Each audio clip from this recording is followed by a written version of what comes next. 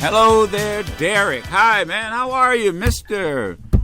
Benjamin Banneker Clock and Watch? Good morning, Mr. Joe Madison, the Black Eagle. Thank you, sir. Hey, look, this is Black History Month, so let me start with a piece of history that maybe people aren't aware of. Some probably are, but inspired you to start a company, and it's a watch and clock company. So let's start with where it all began. Oh, thank you, Joe. Basically, man, my first company was Marquee Watch. I had a vision on the highway about putting athlete signatures and likeness inside the dial of the watch. My first person was Kurt Warner. I did Tim Hardaway, Tony Dorsett, and a few other people. And then I was at a friend's house, and I was looking at a calendar that had African-American contributions to civilization. And I knew about Benjamin Banneker surveying Washington, D.C., but I had no idea that the first sentence that I read was Benjamin Banneker made the first fully assembled clock in America in 1753 entirely out of wood. And it just blew me away so much because here I was, a black CEO of my own company, and I didn't realize that an African American made the first clock in America. So I became a student of Banneker, and I ended up being able to own the rights to do watches, clocks, and ancillary products in Benjamin Banneker's name. And so these are like wristwatches. Now I do own. I purchased a replica of his clock. I mean, it's really, and it's in my office right now. But your company has even offered this to public schools. Correct, absolutely, Joe. And we are the only black-owned and operated clock company in the world. And I designed that clock that you have there in your office. And I'm only the second African American to ever make a clock.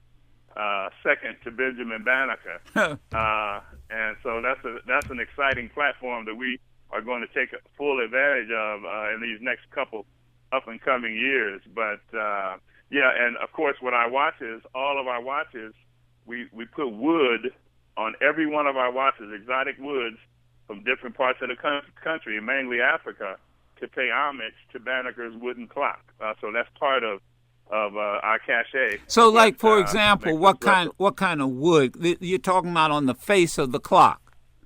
I mean, on the face of the watch. I'm sorry, on the face of the watch. What kind of wood? I mean, well, you're right on both, because on the clocks and on the wood. But we do zebra wood, cocoa bolo, the red sandalwood. We do some African maple woods, and in fact, on one of your favorite watches, the one that's in the Smithsonian that you was wearing when you broke the Guinness World Book of Records, that one happens to be a black African American ebony wood. I love that watch. African ebony wood. So we use a lot of wood, some from Madagascar and different things like that, to really. To keep it really fresh, so people really love the concept. I was thinking that Father's Day's coming up, but then it dawned on me, before Father's Day is Mother's Day, and so then watches. So let me ask you: are these unisex? I mean, can they be purchased by women and worn by women too? I know. For example, Sherry wears one. Yeah. Is there designed that way? Absolutely. Some, most of our watches are unisex. We have some that are more fitted to women. Yeah. Some that are more fitted to men. But then we have some watches that both like, because everyone really likes that big face watch. And before I forget, especially the older you get now, the older you get, you want to be able to not have to squinch to see, to see the time. Yeah, absolutely. It's funny because our grandmothers, those very little small watches that they were wearing, they right, had to get a magnifying glass out of their purse. Right, exactly. Tell what time it is, once you start wearing a bigger face watch, you know, you won't. It's difficult to paradigm back to a smaller watch. And just so I don't forget, man, all of the listeners today will receive an additional 10% discount by putting in, when they go to your site, they'll be able to put in Eagle 10, Eagle 10, and all of the Black Eagle listeners will receive an additional 10% discount from their watches. And real quick, if you don't mind, let me hurry to add that some of our celebrities that work with us, yeah. Denise Nicholas, a friend of yours, right. Actress, right. author, is one of our ambassadors. Otis Williams of the Temptations, the original founding member, is one of our ambassadors as well. And a gentleman that I met from your show, Preston Thomas. He is a real estate magnate out of Virginia, man. He works with us now. He's very excited. He bought a ton of watches, and he's just been very involved in the company.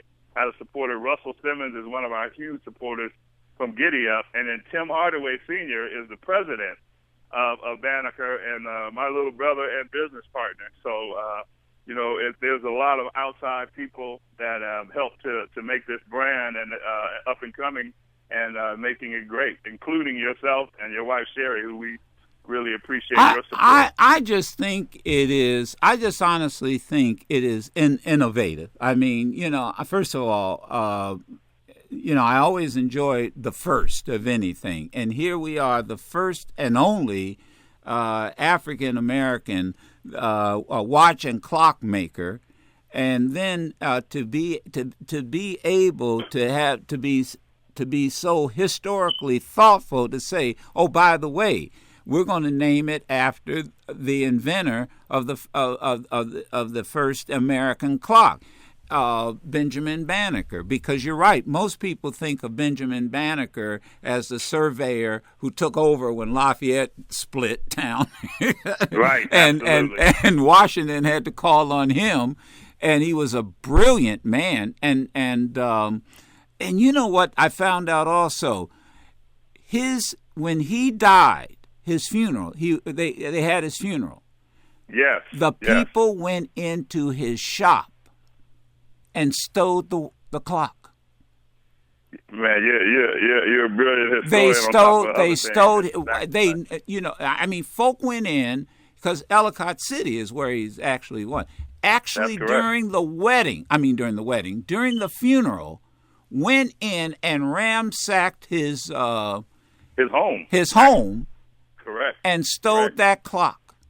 That is exactly right, and that's exactly right. And just to piggyback, Major Andrew Ellicott, the Ellicott brothers, who are famous in the city, like you just spoke of, that they're named after.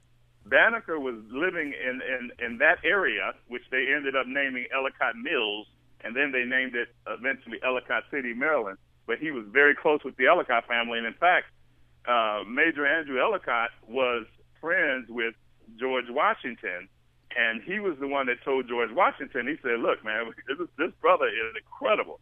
He's an astronomer, he's a mathematician. Right. He wrote an almanac. We need to have him come to help to survey your capital city. But to get back to your point real quick, the day that they were having Banneker's funeral, some people went to his house planned, I'm sure. It was a planned deal, and they stole a bunch of his writings and equipment, and they burned his house to the ground.